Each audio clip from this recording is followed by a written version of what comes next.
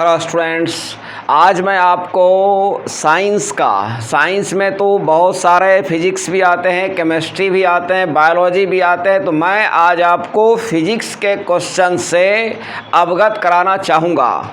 जैसा कि आज के दिनों देखा जा रहा है कि साइंस जो है वो डिटेल्ड फॉर्म में आ रहा है, यानी जिसे कि डीप नॉलेज है वही सरवाइव कर पाएगा, वही आंसर कर पाएगा। तो मेरा मकसद है, जैसा कि आप इस चैनल के किसी वीडियो को देखेंगे आपको पता चलेगा कि ये जो है डीप में जाने का प्रयास किया है। तो मैं आपको साइंस में आपको जो है डीपली नॉलेज देने का प्रयास करूँगा, और वह भी होगा फिजिक्स। तो आप सभी से मेरा यही रिक्वेस्ट होगा कि आप जो है इस चैनल को सब्सक्राइब करें, लाइक करें और अपने फ्रेंड्स में शेयर करें। इसका मात्र उद्देश्य है रिजल्ट को स्थापित करना, यानी हर स्थिति में आपके अंदर जो है मैं क्या, एक कहावत है, हाई बोस्ट लिटिल लोस्ट, ऊपर से जो है फीट फाट, अंदर से मुकामा घाट। लेकिन मैं आपको अंदर से फीट फाट करना चाहता हूँ, बाहर से आप कुछ भी रहें, अंदर से आपको ठीक करना चाहता हूँ। तो अब मैं जो है स्टार्ट करने जा रहा हूँ साइंस को। देखिए न्यूटन के गति के 3 नियम हैं। मैं पहला नियम को आपको बता रहा हूँ और उसका एक्सप्लेन है। पहला गति नियम है कि कोई वस्तु जिस अवस्था में है विराम या गति उसी अवस्था में रहना चाहती है जब तक उस पर कोई बाह्य बल कार्य ना करे। वस्तु का यह गुण जड़त्व कहते हैं। कोई वस्तु जिस स्थिति में है उसी अवस्था में रहना चाहती है, ये वस्तु का जो है प्रवृत्ति है, उसका टेंडेंसी है ये। तो जिस अवस्था में है उसी अवस्था, मतलब अगर कोई वस्तु रेस्ट में है, जैसे कि सवाल है यह जो है इंक का डिब्बा है, अगर आप किसी टेबल पर छोड़ देंगे तब तक वह वहीं रहेगा जब तक बल लगा करके आप उसे उठाकर दूसरा जगह नहीं कर देंगे।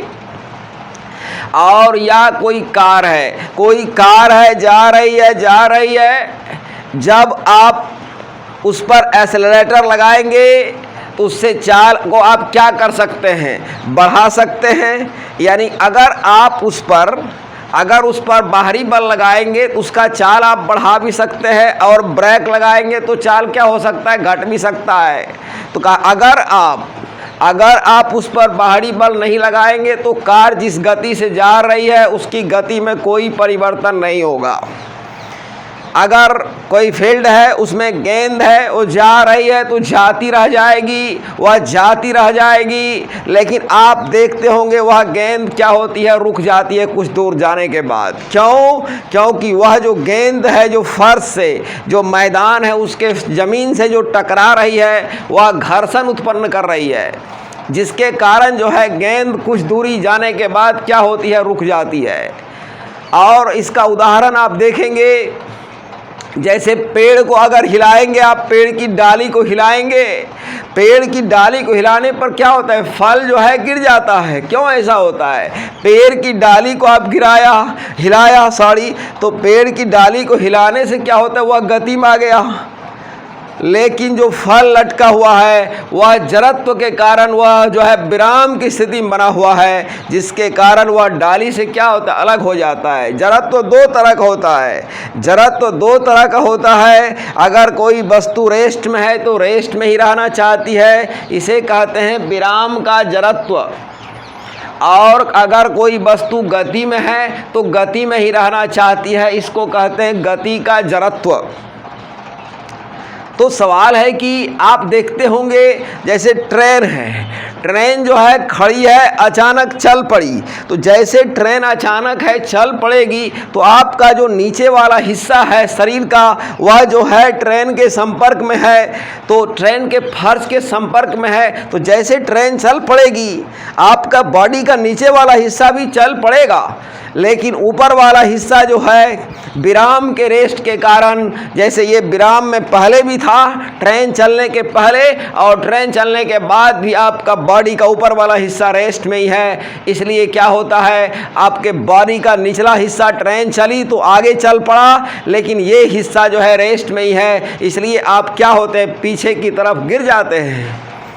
और देखते होंगे अगर ट्रेन में आप खड़े हैं, आप ट्रेन में खड़े हैं, ट्रेन हो या बस, मैं ट्रेन या बस या कार में सबकी बात कर रहा हूँ, आपके दिमाग में ये हवाई जहाज हो कुछ भी हो, तो सवाल है कि या साइकिल भी हो सकती है। तो ट्रेन, जैसे कि आप ट्रेन में सवार हैं, ट्रेन जो है चलते चलते रुक गई, आप खड़े हैं, तो आप क्या देखते हैं, जैसे ट्रेन रुकी आपका जो नीचे वाला हिस्सा है वह जो है रेस्ट में आ गया, लेकिन ऊपर वाला हिस्सा जो है, ट्रेन चल रही है, ऊपर वाला हिस्सा भी जो है जड़त्व के कारण, गति के जड़त्व के कारण ऊपर वाला हिस्सा आपका गति में ही है। इसके कारण आप जो है आगे की तरफ क्या होते हैं, गिर जाते हैं। अगर देखेंगे आप गिलास, अगर गिलास के ऊपर कार्ड रखा, कार्ड के ऊपर एक सिक्का रख दिया, अगर आप कार्ड को झटका देंगे तो क्या होता है, गिलास है, गिलास के ऊपर एक कार्ड है, पोस्ट कार्ड भी रख सकते हैं, प्लेइंग कार्ड भी रख सकते हैं। जब आप कार्ड को झटका देते हैं तो क्या होता है कि कार्ड जो है दूसरी तरफ चला जाता है और सिक्का गिलास में गिर जाता है। ऐसा क्यों होता है? आपने झटका किसे दिया? आपने झटका दिया कार्ड को, कार्ड गति में आ गया, लेकिन उसके ऊपर जो सिक्का है वह रेस्ट में बना हुआ है। उसमें क्या है? इनर्शिया ऑफ रेस्ट, विराम का जड़त्व। वह जिस स्थिति सिक्का है उसी स्थिति में रहना चाहता है, जिसके कारण वह सिक्का गिलास में गिर जाता है। तो मैं और आपको उदाहरण देना चाहूँगा, जैसे कंबल है। अगर कंबल को या कोट को डंडे से या लाठी से जब पीटते हैं, छड़ी से पीटते हैं, तो आप देखते होंगे उससे जो डस्ट पार्टिकल होता है, जो धूल कण होता है, वह अलग हो जाता है। ऐसा क्यों होता है?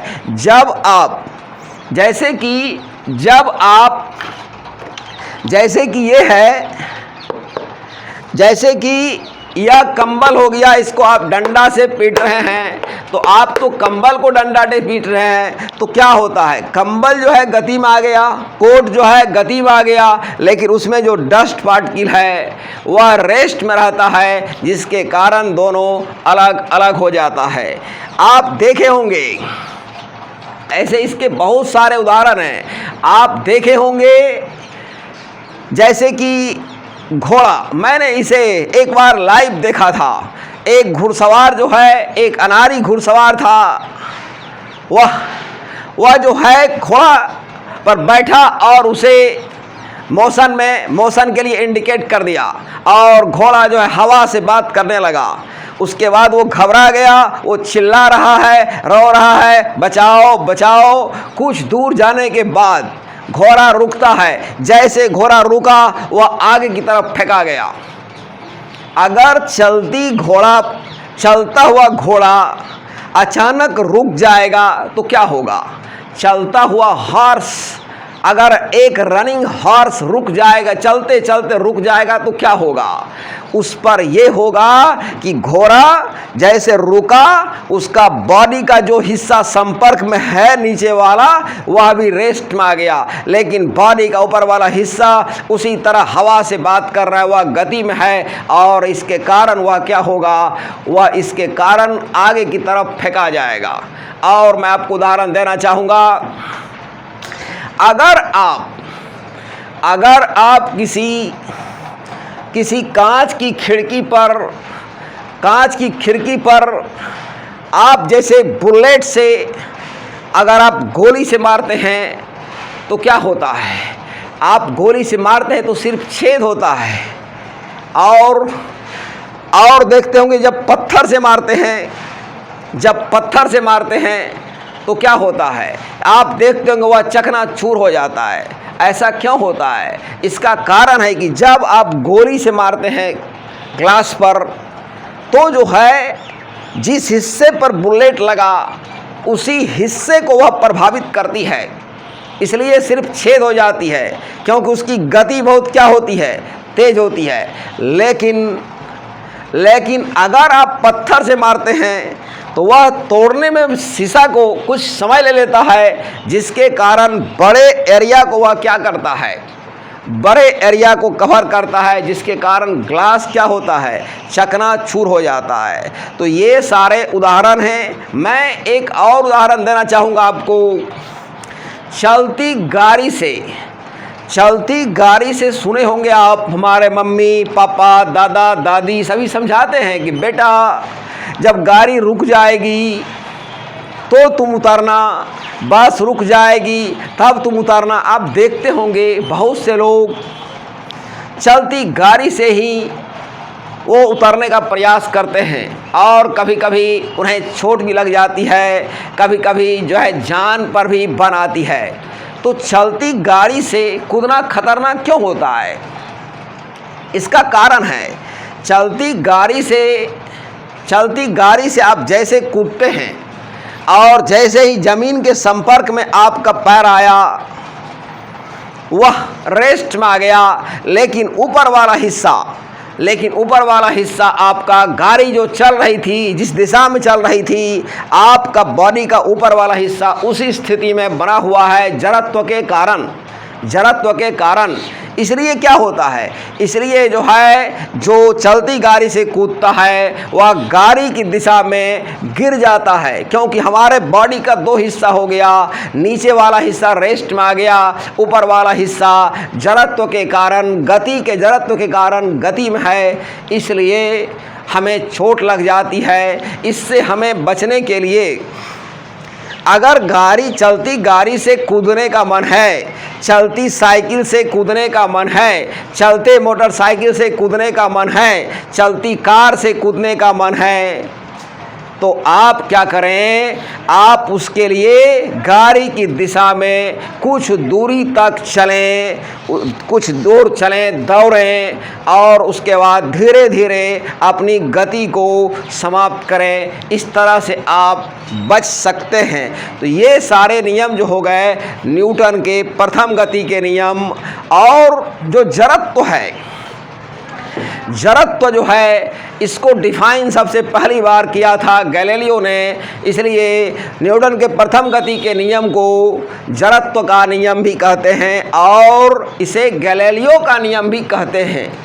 यानी जड़त्व के नियम की खोज किसने की थी? उनका नाम था गैलीलियो, जिन्होंने कि टेलीस्कोप का भी आविष्कार किया है। तो गैलीलियो, अब मैं आपको बताना चाहूँगा जड़त्व तो आप पढ़ लिया कि कोई वस्तु जैसे है वैसे रहना चाहती है। जड़त्व है क्या? जड़त्व किसी वस्तु के द्रव्यमान का माप होता है। जैसे कि अगर आप चलती ट्रेन है, ट्रेन चल रही है, उसको रोकना चाहेंगे तो आपको बड़े बल की आवश्यकता होगी। अगर ट्रेन खड़ी है, उसको स्टार्ट करना है तो आपको ज़्यादा बल की आवश्यकता होगी। क्यों? उसका जो वजन है, उसका जो द्रव्यमान है, उसका जो मास है बहुत ज़्यादा है।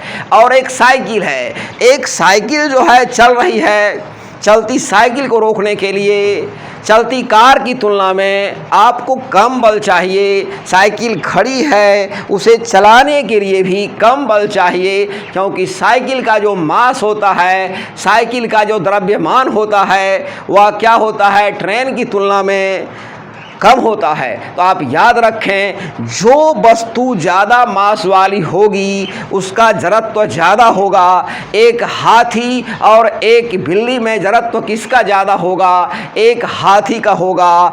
एक जैसे कि सवाल है, 10 केजी वजन का वस्तु है, एक 2 केजी वजन की वस्तु है, तो किसका जड़त्व ज़्यादा होगा? 10 केजी वाली वस्तु का। तो इस तरह से मैं अब आपको सेकंड नियम में जा रहा हूँ। देखिए, न्यूटन के गति का सेकंड नियम कह रहा है संवेग में परिवर्तन की दर बल का समानुपाती होता है। यह परिवर्तन बल की दिशा में होता है। तो सवाल है कि कहने का मतलब ये F जो है बल हो गया, ये अंतिम संवेग हो गया, और ये पहले का संवेग, ये m जो है मास है, कोई वस्तु m मास की है, जा रही है, और उसका वेग u था और बदलकर v हो गया, समय t लगा। अब ये कांस्टेंट यहाँ से जो है ये हटा, एज वेरी का साइन और वेरी एज का साइन, तो यहाँ के लिखा गया कांस्टेंट। अब सवाल है कि यहाँ से m कॉमन, तो आप इतना इज इक्वल टू जानते हैं गति का ये जो है समीकरण है, ये सूत्र है v is equal to u plus a t. तो मैंने इसे हटा के a लिख दिया और इसको जब सॉल्व करेंगे प्रयोग से ऐसा पाया गया है कि k का मान जो है 1 आएगा। इस तरह से f का वैल्यू आया m इंटू ए। अब देखिए बल का जो है फार्मूला हो गया मात्रा गुणे त्वरण, और सेकेंड गति नियम यानी बल का पहला गति नियम आता है एग्जाम में कि न्यूटन का जो है कौन सा गति नियम बल का परिभाषा देता है, तो वह पहला गति नियम है। और बल का फार्मूला कौन सा नियम देता है, तो सेकेंड गति नियम जो है बल का, जैसे किसी वस्तु पर कितना बल लगा इसका सूत्र देता है, फार्मूला देता है सेकेंड गति नियम। बल का एसआई मात्रक, तो F का जो है ये मास है, मास का होता है kg एसआई यूनिट, और ये मात्रा ये त्वरण है, त्वरण का होता है मीटर प्रति सेकंड स्क्वायर। इस पूरा को सम्मिलित फॉर्म में न्यूटन कहा जाता है। ऐसे बल का जो एसआई मात्रक एक्चुअल होता है kg गुना मीटर प्रति सेकंड स्क्वायर, जिसको कि आप न्यूटन कहते हैं। और 1 न्यूटन, अब मैंने 1 केजी को लिख दिया 1000 ग्राम। मैं चला गया सीजीएस में, मैं बल का सीजीएस यूनिट में जा रहा हूं, तो सीजीएस में यह आपका हो गया ये सीजीएस यूनिट। जब सीजीएस में जाएंगे तो किलोग्राम जो है जी फॉर ग्राम हो जाएगा और मीटर चेंज हो जाएगा सेंटीमीटर में। सीजीएस का मतलब होता है सेंटीमीटर, ग्राम और सेकंड। तो सवाल है कि मास हो गया ग्राम में, 1 मीटर है, 1 मीटर में 100 सेंटीमीटर। इस पूरा को कहा जाता है डाइन। ये 3 0 और 2 0, यानी आपने सीखा कि 1 न्यूटन इज इक्वल टू होता है 10 का पावर 5 डाइन, और 1 डाइन इज इक्वल टू, ये गुना में है तो भाग में आ गया, ये हर में है अंश में जाएगा तो पावर नेगेटिव हो जाएगा, यानी 1 डाइन इज इक्वल टू 10 का पावर -5 न्यूटन। इसे यह भी कह सकते हैं inverse of 10 to the power 5 newton. और मैं यहाँ लिखा, अब देखिए न्यूटन का पहला जो गति नियम है उसको सेकंड गति नियम डिफाइन कर सकता है। तो सवाल है अगर a का मान 0 आ जाए, F is equal to formula होता है m इंटू ए, और a का मान 0 आया तो F का मान 0। इससे न्यूटन के गति का पहला नियम क्लियर होता है। क्या क्लियर होता है कि अगर किसी वस्तु में त्वरण नहीं है, इसका मतलब वस्तु पर कोई बल नहीं लग रहा है। इसका अर्थ यह भी हुआ कि कोई बल अगर नहीं लग रहा है तो वस्तु जिस अवस्था में है उसी अवस्था में रहेगी। इसी को हम कहते हैं जड़त्व का नियम, गति के प्रथम नियम। तो आपको यह भी जानकारी हो गई होगी कि जो है न्यूटन का पहला गति नियम को, अच्छा सुनेंगे आप, न्यूटन के पहला गति नियम को न्यूटन का दूसरा गति नियम डिफाइन कर देता है। और मैं आपको समझाना चाहूँगा इससे, जैसे F is equal to m into A, तो यहाँ देखिए A is equal to F by m। कहने का मतलब क्या हुआ कि जैसे कि अगर किसी वस्तु पर बल लगाया जाएगा उसमें 2 बातें उत्पन्न होगी। किसी वस्तु पर बल लगाया जाएगा उसमें उत्पन्न होगी 2 बातें, उसमें त्वरण उत्पन्न होगा। किसी वस्तु पर बल लगाया जाएगा तो क्या होगा, त्वरण, और वह त्वरण 2 बात पर जाके डिपेंड करेगा। त्वरण जो है बल के बढ़ने से बढ़ेगा। अगर ज़्यादा बल लगाएंगे किसी वस्तु पर तो त्वरण मतलब क्या होता है, किसी वस्तु का वेग जब बढ़ता है या घटता है उसे त्वरण कहते हैं। त्वरण को दो भाग में रखा गया है। एक मंदन आता है, अगर किसी वस्तु का वेग घटता है तो उसे मंदन कहा जाता है। तो सवाल है, अगर किसी वस्तु पर बल लगाएंगे तो त्वरण उत्पन्न होगा, और त्वरण बल का समानुपाती होता है, और द्रव्यमान का, वजन का क्या होता है, व्युत्क्रमानुपाती। अगर जैसे कि 10 किलो और 5 किलो के वस्तु पर समान बल लगाया जाएगा तो 10 किलो वाला में कम त्वरण उत्पन्न होगा और 2 केजी वाला में ज़्यादा त्वरण उत्पन्न होगा। तो आपको समझ में आ गया होगा सेकंड गति नियम। देखिए गति का तीसरा नियम, तृतीय गति नियम क्या कहता है, प्रत्येक क्रिया की समान परंतु विपरीत प्रतिक्रिया होती है। क्रिया एवं प्रतिक्रिया अलग अलग वस्तु पर होती है, इसे क्रिया प्रतिक्रिया नियम भी कहते हैं। न्यूटन के गति का जो तीसरा नियम है, ये कहता है कि आप जितना बल किसी वस्तु पर लगाएंगे उतना ही बल आप पर भी लगाया जाएगा, और वह उसका दिशा जो होगा वो विपरीत दिशा में होगा। तो सवाल है कि जैसे आप नदी में नाव को खेते होंगे, नाव को खेते समय क्या करते हैं आप जो है लग्गी को, जो लग्गी होता है या जो पतवार होता है, आप देखते होंगे पतवार से पानी को जब पीछे की तरफ धकेला जाता है तो नाव जो है आगे की तरफ बढ़ती है। जितना तेज गति से पतवार से पानी को पीछे की तरफ फेंका जाएगा उतना ही तेज गति से नाव आगे बढ़ेगी। तो यहाँ देखिए आप बल लगा रहे हैं पानी पर, और पानी बल लगा रही है कौन सी पर, नाव पर बल लगा रही है।